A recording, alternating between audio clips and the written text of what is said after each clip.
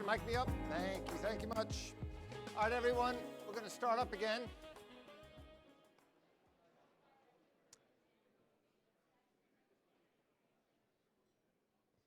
It's like elementary school. Everything started at the back of the bus and worked its way up, but there's plenty of seats up here for the folks standing. Plenty of room up here. John doesn't bite, I swear.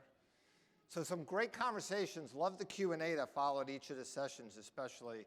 A lot of great dialogues. Really great to see some of the conversations outside, taking advantage of some of the demo stations, talking with some of our partners.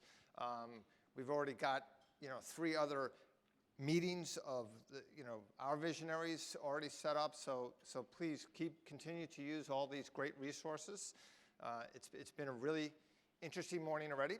We started with a view from the outside and how hard it is when the data isn't trustworthy. And then we segued into Anil showing how our intelligent data platform delivers on the necessary technology and requirements to meet all these initiatives, not only today, but some great insight into near and future deliverables where you can see Informatica just remains focused on this area, and this is what we do. Love to hear the validation, even in the questions about trust, about quality, about governance, and things like that. So our next speaker is John Skudlarek, who is with the FCC. He is the Deputy CIO with Federal Communications Commission. And John has got his hands full. He's a very busy man. He sets IT policy, technology, stakeholder outreach, in charge of the transformation program that he's initiated in that regard, security, architecture, you name it, all things data management that have to come through around, and all of these topics that John is in charge of. And he's going to spend some of his insights now about how he relies on his data management strategy to even keep going every single day with all these large list of responsibilities you have. So thank you, John. All right, thanks very much. Thank you, everyone. Good morning.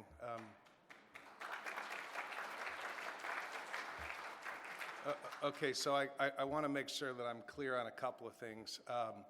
So I support our transformation program, and I'm here to talk about it, but I'm not in charge of it, just to be clear. And we actually have a Deputy CIO for Resiliency who owns the security function, although overall what I like to call myself at FCC IT is the enabling function, and I'll talk more about that in a minute. So thanks very much to Informatica for giving me the opportunity to speak to you all this morning, and thanks to everybody for coming out. I have to say I actually had 2 reflections as I walked in this morning.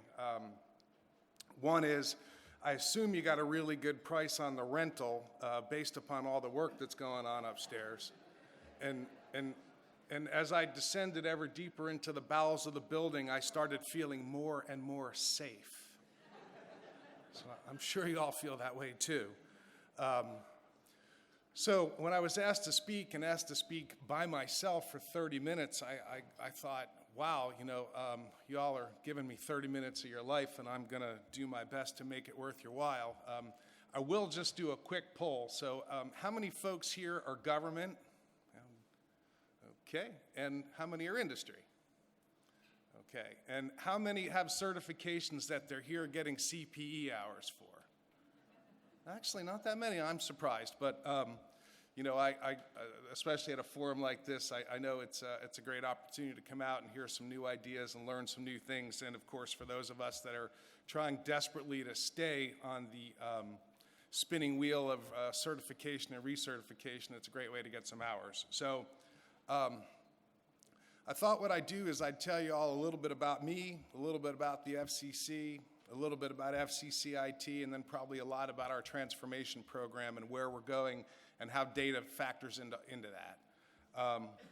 So I'm actually a retired Army officer. I started out my career in the infantry and switched into Intel, spent most of my career there, and I sort of went from being an Intel guy that was doing IT then to an IT guy who was doing Intel, and then I ended up as an IT guy at the FCC, which actually, having previously done electronic warfare kind of stuff, it suits me to a T, really. I came to the FCC just about a year ago. I met my boss, David Bray, at an event, and he was speaking. And for those of you that know the story, I walked up to David afterwards. I thought he was such an electrifying speaker. And I introduced myself, and I said to him, I'm not trying to sell you anything, and I'm not looking for a job. And 3 months later, I was working for him. So David is the visionary. Anybody that's heard David Bray speak, or you know he has now, I think he's up over 110,000 followers on Twitter. I really don't know how he does it. He was voted, I think, the #1 most social CIO in the government recently, or even actually, I think, just maybe most social CIO. And David is a great person to work with, tremendously charismatic and very visionary. And we work together really well because I'm the keep the trains running guy. And if anybody follows Gartner, you know, I would be the COO of IT. So I handle all of our customer engagement requirements generation, budget, formulation and execution, acquisition, contract management. So there is a lot on my plate, and I'm there to make sure that we're able to keep the current infrastructure running to support our customers, both inside the commission and the general public at large, and all of our partners out in the broadcaster and provider communities, but also to facilitate the change that I'm going to talk about this morning, where we are transforming FCC IT, and that's really exciting.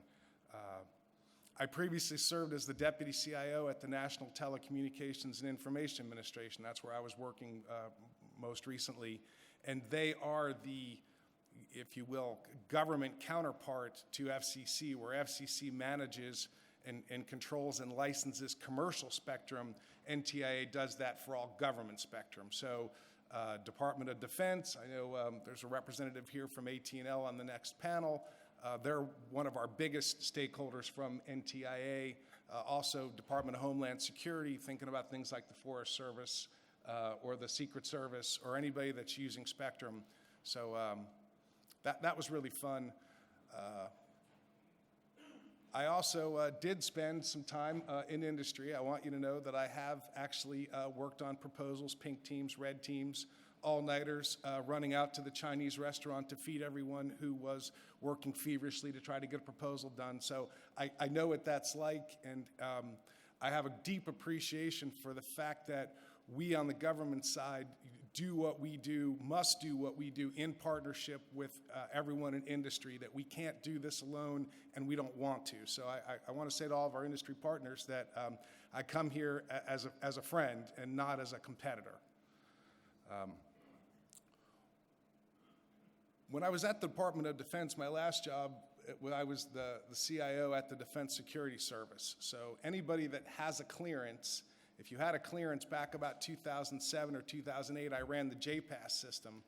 And one of the things that I'm proudest of is that you probably never heard of me. JPass actually ran in a sensitive but unclassified environment to ensure that the data, we're back to the data, was available at the 12,500 facilities where people might show up and needed to prove that they had a clearance to be able to gain access to do their business. And to the best of our knowledge, we were never hacked, and no one's deepest, darkest secrets, and there are some really deep and dark secrets out there in JPass, was ever revealed, and I never had to go up on the Hill and testify. You might remember the sort of sad look of the people like from HHS that had to go up and talk about healthcare.gov. You've never seen my face in that contorted pose, and I'm very grateful for that. So.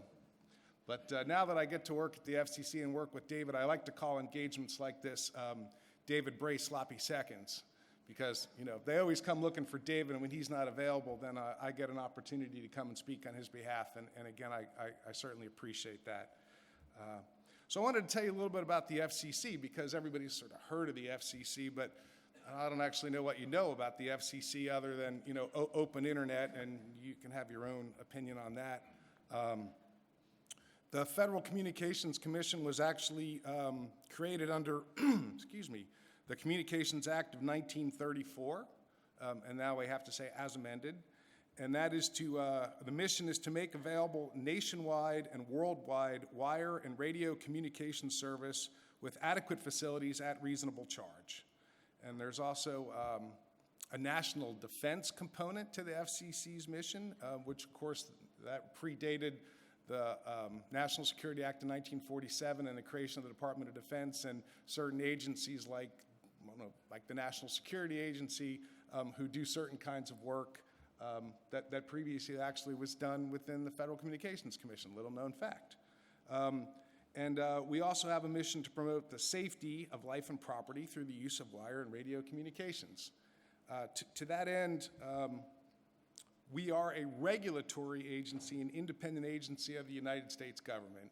And everyone, I'm sure, knows that we have 5 commissioners, one of whom is the chairman. Interestingly enough, the chairman is from the party of the president, as well as 2 of the commissioners, and the other 2 commissioners are from the other party, by design, by statute. So it's always lively up on the 8th floor at the FCC.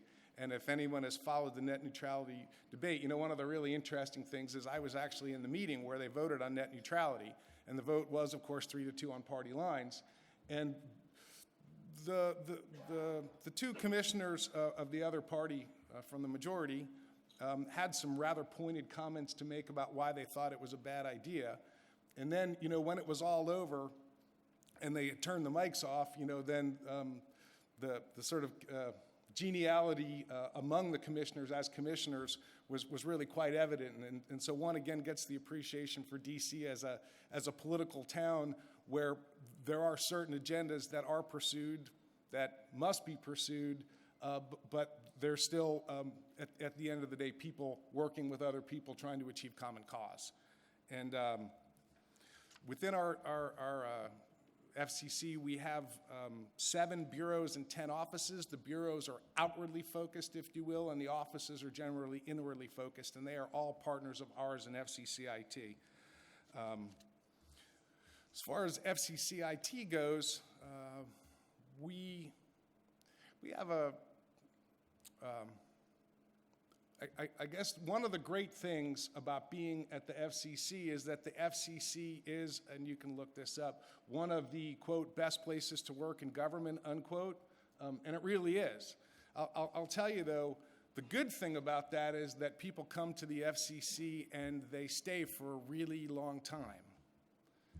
The bad thing about that is that people come to the FCC and they stay for a really long time.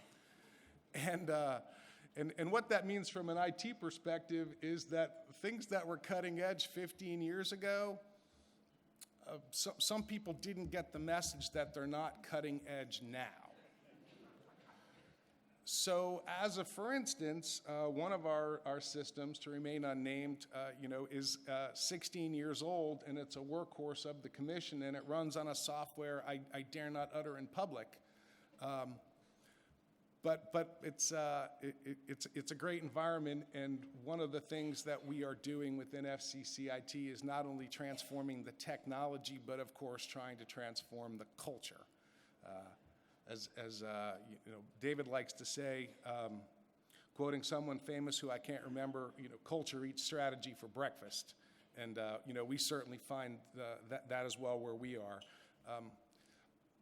That said, I don't think that we're special.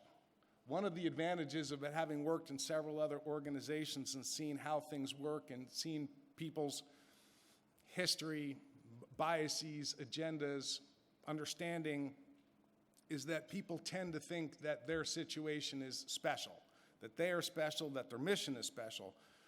And what I would say is that I think we are probably very similar to many other peer groups, both in government and in industry, that we made the transition from mainframes to some form of distributed computing, And then when virtualization came along, everybody jumped on the virtualization bandwagon, and geez, isn't it great now that we can spin up these virtual servers and we can create all these new really cool systems, and the requirements come in, we set them down, we knock them down, we set them up, we knock them down, and then lo and behold, we end up with over 100 systems. When for an organization of 1,750 people, which means, give or take, there's about one application for every 17 and a half employees at the FCC. That's pretty exciting, isn't it? Unless, of course, you have to operate and maintain them. So I think, again, that we have common cause with many other organizations, and I think it's great that we have the opportunity to come to fora like this. That's the plural, forums, but it doesn't sound right. To talk and exchange experiences and learn about what's on the horizon, because there's no doubt that we cannot stay rooted in the past, no matter how comfortable or convenient that seems. To that end, I said we have 106 systems, and of course we have lots and lots of data. And I have some fun facts that I gathered for you this morning, since this is Informatica after all. And I forgot to actually say congratulations to Informatica on being taken private. I hope that you do really well, and I know all those Canadian pensioners are counting on you, so good luck. So FCC, we have 100 plus terabytes of data running on 71 production database servers with over 1,000 database schemas. That's pretty cool, right? We currently have 99,500 data elements. Yeah, that's great. Our broadband map, I'm sure everyone's heard of the broadband map, and if you haven't, you can Google it or use the search engine of your choice. We get over 100 million hits a month on the national broadband map that we host. We were hosting it on behalf of NTIA, and now the mandate is for us to move over for ownership of the broadband map moving forward. We have, I love this, we have 2,072,933 licenses on all active licensing systems. For net neutrality, being a rulemaking agency, being a regulatory agency, whenever there's going to be a rulemaking, like net neutrality, we have to collect input from the public. So our current system, the electronic comment filing system, is where people can come in and every action gets a docket number, and I can tell you it's tattooed on the back of my brain. Net neutrality is docket 14-28. So people can come in and file comments, and then of course, there was a lot of exhortation by the members of the carrier community to provide input, either pro or con, on this issue. So we got lots and lots and lots of comments, about 3.7 million comments. Yeah. Our first Spectrum auction was in 1994, and since then we've awarded over 60,000 licenses based on auctions, and generated revenue of over $120 billion for the U.S. Treasury. We do not get a cut of that data. I beg your pardon, of that income, although I wish we did. And all of that data is available for the public. And the last thing, Universal Licensing System, which is our sort of flagship licensing system, contains data from over 45 data forms and schedules and receives about 2,000 filings a day. So we have lots and lots and lots of data. I should also mention that of those 99,500 data elements, we are working through our enterprise data management efforts to reduce them to about 3,000 data elements, which is a heck of a lot more manageable. But there's a lot of sifting going on, as you can imagine.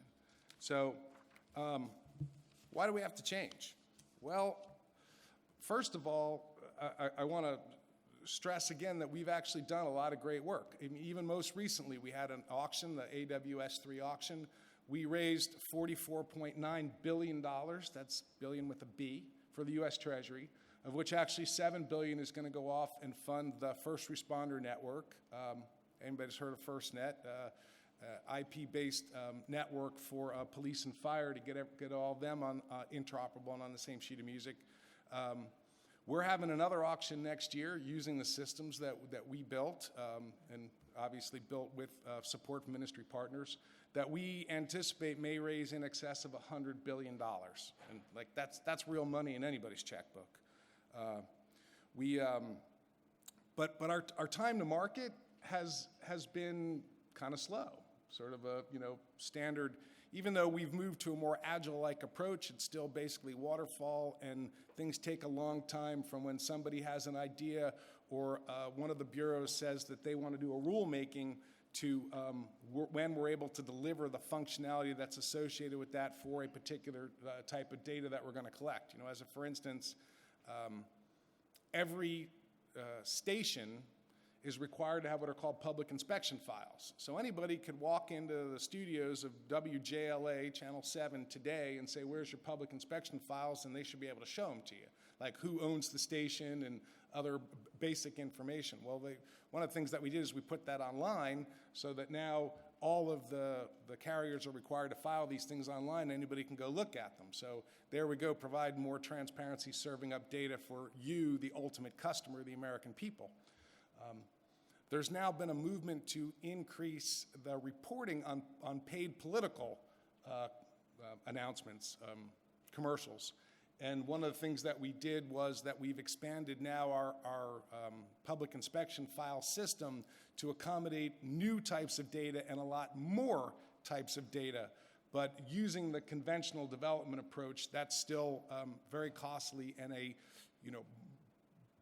year-long effort to go from inception to delivery. And of course, none of that comes cheap, custom development at all. The other thing, of course, is that we have more and more mobility imperatives, like everybody does.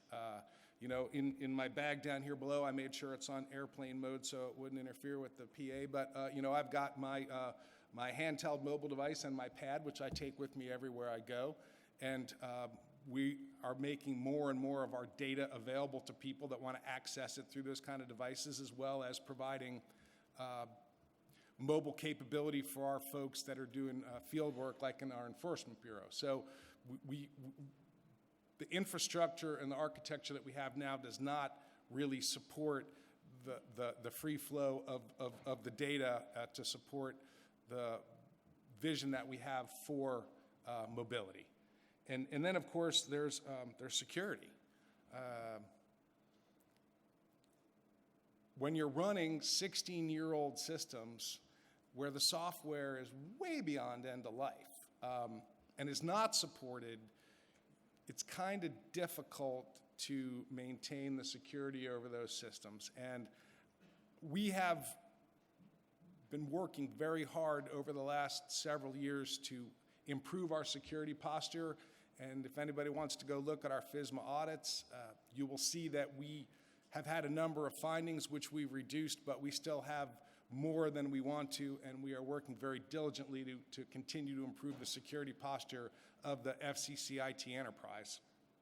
And I think that the other reason why we have to change, and this applies to everybody, is fiscal and technical imperatives.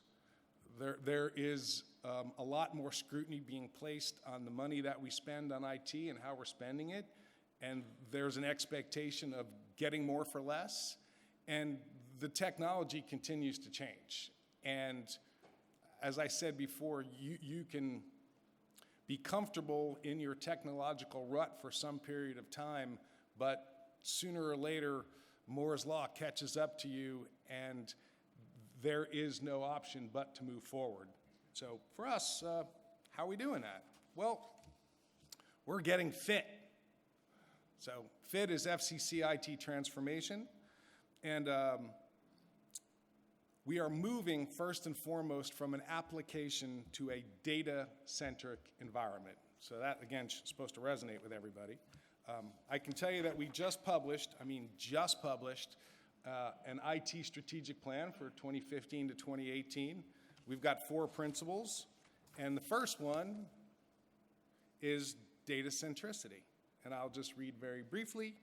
We want to transform the FCC from an organization that uses data and information via multiple systems and applications to one that is data-centric, shares information across bureaus and offices, and facilitates coordinated, informed policies and decisions necessary to meet commission responsibilities. So I think I was actually looking at the Informatica website last night. You come to a conference, you want to say something that's going to be relevant to the people who are here. So I was looking at all your get data ready and your service offerings and security pieces and all that. That was really great. So I thought, well, I probably could have lifted this particular phrase from some of your promotional materials, but we actually made it up ourselves. So just want you to know. The other principles that we have are adapt, buy, and create. So we want to adapt to something that's commercially available where we can, and that becomes more and more and more possible where we now have these BPM tools like, I'm not shilling for any of them, but I'll just say you got Pega, you've got Force, you've got ServiceNow that allow you to do configuration much more easily and cheaply to get the results that you want where you had to do custom code. And where we can't do that, we want to buy something, and as a last resort, we want to do custom code. So that is the paradigm shift that we are embarking on. We're also moving to cloud-based service delivery. We are in the process right now of moving our computing infrastructure off-prem into a managed service provider. So stage one is we take the infrastructure that we currently have and we move it out of our building. And then stage two is that we actually transform that over into a cloud-based infrastructure for storage and computing services. So that's a significant challenge and yet a wonderful opportunity. And then, of course, that relates back to the goals that we have, which are to have commercial services and managed security. And we absolutely believe that moving to public cloud, even public cloud, my friends in DoD still sort of cringe at that a little bit, but that's fine. We still think that we're going to achieve better security through the economies of scale that can be provided by providers. Again, I'm not shilling for anybody like AWS or like Microsoft or like who's another good one? Well, those are two good ones. Anyway, we think that the security that they can provide is even better than we've been able to provide for ourselves. And we're moving forward in a number of ways with FIT. One is what we call stabilization that's going on right now. I talked about the lift and shift of the computing environment. Concurrently, we're also moving to Office 365 so that we will be able to completely cloud-base our office automation and email environments using that. We are also working as part of this phase on standing up actually several cloud-based data platforms. We've looked at trying to go to one size fits all. Right now, we're not convinced that one size does fit all, so we're looking at different instantiations as they relate to the systems that we want to move over to the cloud and rewrite. And then we are also, I think we just announced the prototype the other day. We're coming up with a newer version of FCC.gov. FCC.gov was redone I think probably about 4 or 5 years ago, and apparently there wasn't a lot of stakeholder input and people didn't seem to like it that much. We are working now to roll out a new FCC.gov, which is a lot more customer friendly. And the next stage is what we call rationalization, where we're looking at all of our 100+ systems and figuring out. For instance, on the licensing side, I mentioned ULS. Well, we have 20 other licensing systems. The consolidated database system, the experimental licensing system, the licensing modernization system. See there, we really have in some cases let 1,000 flowers bloom. We're kind of trying to cull the herd now. And what we're looking at in rationalization is how do we take the processes that support licensing, and how do we take the data that supports licensing, and how do we create a service catalog so that rather than have 100 applications, we have some lesser number probably running off of one principal platform and some other ancillary systems, and be able to provide the same level of support at a much more efficient cost and time to market structure. And we are looking at where we want to go. I mentioned a couple of the BPM tools. We've also implemented, I'll just let you know, a complaint and help system called CCMS, the Consumer Complaint Management System. If you go to fcc.gov/complaints, that's done on a platform called Zendesk. It took us like 3 months to develop this thing, and it's all cloud-based. And this is, for us, it was kind of a pilot. It's kind of a harbinger of where we want to go with our enterprise. And I welcome anybody to take a look at it. Down the road, the final phase for us is modernization. And modernization is where we rewrite all of the apps, implement the service catalog, and ensure that all of our data is independent of our applications. And one of the things that we like to say that our goal is that we want to do IT with our partners in the bureaus and offices and not to our partners. So I kind of like that. It's kind of a catchy line. The outcome that we want to achieve is that, I don't know about you, but I've been hearing for years that we were supposed to do things, better, faster, and cheaper. And if you look at the triple constraints, you can usually manage two, and one of them it doesn't really work so great. And we actually think we might be on the brink with the new technology that we're bringing in, that we can actually do things better, faster, and cheaper, and that's the goal. And I will say that at the end of the day, back to our imperative to change, we don't think we have a choice. So the question that I would ask everybody as you're sitting here in the room is, where are you on the continuum of change? That's the real question. Are you left behind, still scratching your head, wondering what to do? Or are you somewhere in the middle trying to determine next steps, or are you leaning forward? And I'd like to think that the good news for us at the FCC is that we are leaning forward, and with the help of our partners in industry and our fellow federal peers, we're eager to make great things happen and transform FCC IT to the benefit of the American people. Thank you very much.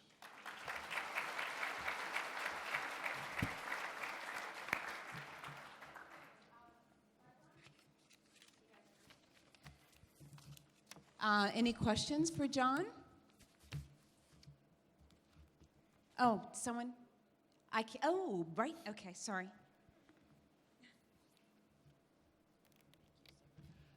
John, you mentioned one of your last comments was that you wanted to modernize your applications and make sure the data is independent of those applications. What are those applications written in now, and where do they reside, and what are you looking to rewrite them in?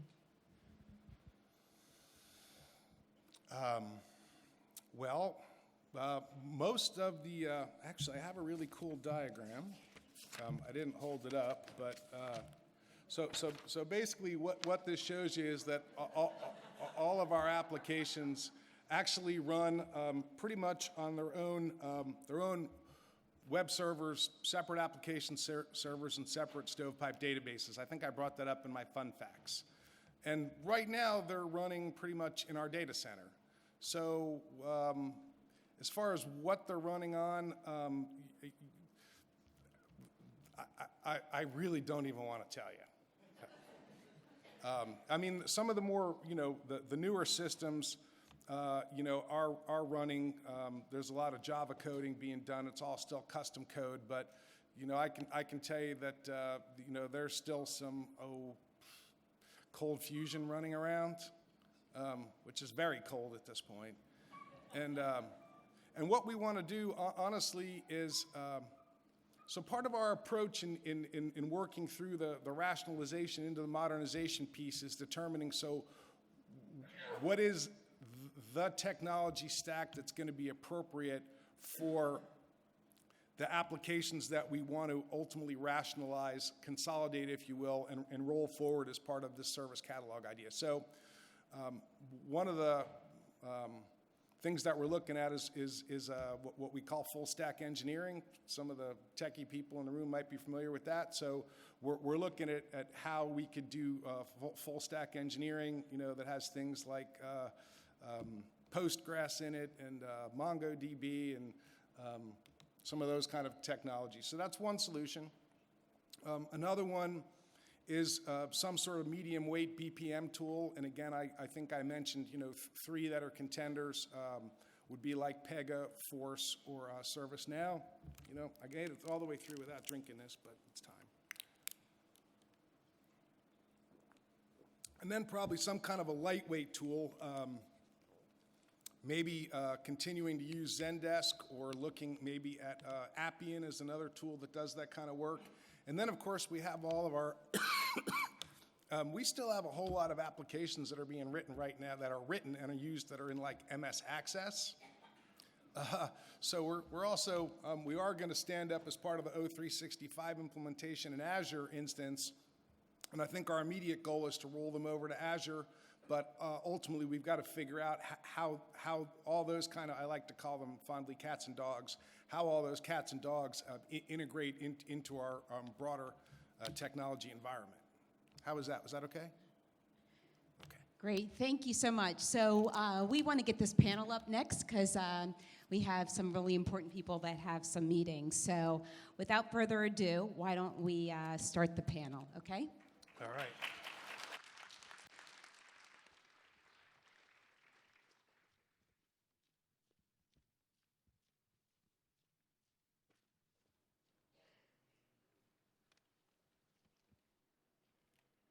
Thank you so much, John. Appreciate it.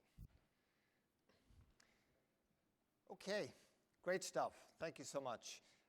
So as Monique mentioned, next up we have a terrific panel